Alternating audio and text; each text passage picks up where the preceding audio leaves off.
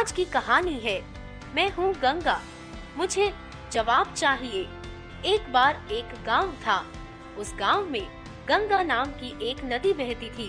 नदी के कारण गांव में पानी की कोई समस्या नहीं थी। गंगा का पानी बहुत साफ था, इसलिए गांव के लोग वहां पानी भरने आया करते थे।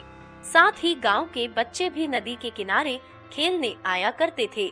गंगा यह देखकर बहुत खुश होती थी, पर यह खुशी बहुत दिनों तक नहीं चल पाई। एक दिन उस गांव में एक फैक्ट्री बनाने का प्रस्ताव आया। उसके बाद फैक्ट्री बनाने वालों ने नदी के किनारे बसे सारे पेड़ काट डाले और गांव में एक फैक्ट्री बना डाली। अब फैक्ट्री वाले फैक्ट्री का सारा गंदा पानी नदी में बहाने लग गए। अब धीरे धीरे गंगा का पानी खराब होने लग गया। अब बच्चों ने भी वहां आना बंद कर दिया था। गंगा यह देखकर बहुत दुखी हो गई। अब वह उदास रहने लगी थी। दिन बीतते गए, गांव वालों ने नदी की सफाई के लिए देश के सभी बड़े नेताओं से गुजारिश की, पर नेता हमेशा सफाई के नाम पर पैसे एकत्रित करवाकर और गांव के भोले भाले लोगों को मूर्ख बनाकर सारा पैसा हजम कर जाते। गंगा ज्यों की त्यों सब देखती रही। कुछ लोगों ने गंगा के नाम पर व्यापार खोल लिया और मेलों का आयोजन कराने लग गए। मेलों से उनकी अच्छी खासी कमाई हो रही थी। साथ ही कुछ ढोंगी लोग वहां आकर और भगवान का भय दिखाकर लोगों को लूटने लग गए।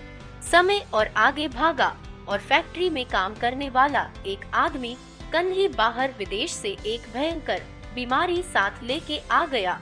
यह बीमारी इतनी खतरनाक थी कि जो भी उस आदमी के संपर्क में आया वो भी बीमार हो गया।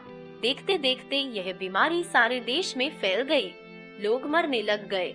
सरकार और मीडिया इन सब बातों को भूलकर फालतू के कामों में उलझी रही।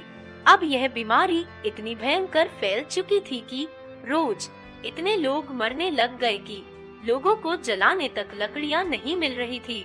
लाशों को जलाने की पर्याप्त व्यवस्था न होने के कारण लोग अब गंगा में लाशों को बहाने लग गए और देखते देखते नदी में लाशों की बाढ़ आ गई।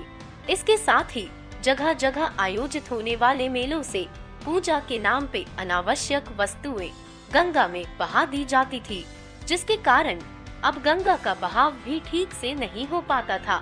अब गंगा में ना कोई नहाने आता था, ना पानी भरने और ना ही बच्चे खेलने आते थे तो केवल गिद्ध और कौवे, जो उन लाशों के अंबार पर बैठ के मजे से दावत उड़ाते थे। गंगा ये सब देख रही थी और सबसे इंसाफ मांग रही थी और पूछ रही थी, मुझे इंसाफ देगा कौन?